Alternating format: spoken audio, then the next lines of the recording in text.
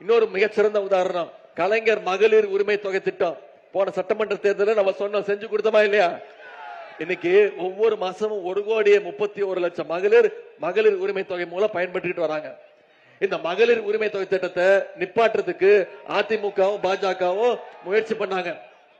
3 மாசத்துக்கு நிப்பாட்டுவோம், தேர்தலை காரணம் காட்டி வழக்காடு மன்றம் நீதிமன்றத்துக்கு போய் உரிமை தொகையை நிப்பாட்டுவதற்கு முயற்சி எடுத்தாங்க. நம்முடைய தலைவர் முதலமைச்சர் என்ன பண்ணாரு?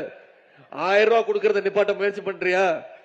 நான் 5000 ரூபாய் கொடுப்பேன், என்ன பண்ணுவ பாப்பான்னு கொடுத்தாரா இல்லையா? மறந்துடாதீங்களா? பிப்ரவரி மாசம், மார்ச் மாசம், ஏப்ரல் மாசம் 3 மாசத்துக்கு சேர்த்து 3000, கோடைகால சிறப்பு நிதி 2000, 5000 ரூபாய் நம்முடைய முதலமைச்சர் அவர்கள் கொடுத்தாங்க. முதலமைச்சர் காலையில 6 மணிக்கு மகளிருடைய பேங்க் அக்கவுண்ட்ல பணத்தை போட்டாங்க. மகளிர் என்ன பண்ணீங்க? 9 மணிக்கு பேங்க் திறக்கிறதுக்கு முன்னாடி போய் பணத்தை எடுத்துட்டீங்க.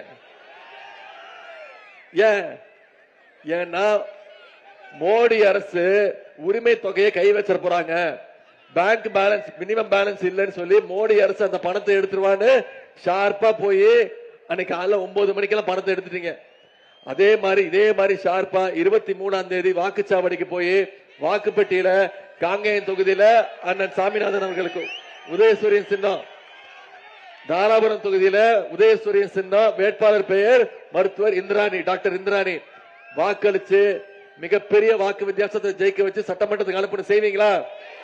சில வாக்குறுதியும் இந்த முறை நம்முடைய முதலமைச்சர் கொடுத்திருக்காங்க. உங்களுக்கு நம்பிக்கை இருக்கா? இந்த முறை முதலமைச்சர் சொன்னா செய்வாரு, அந்த நம்பிக்கை இருக்கா?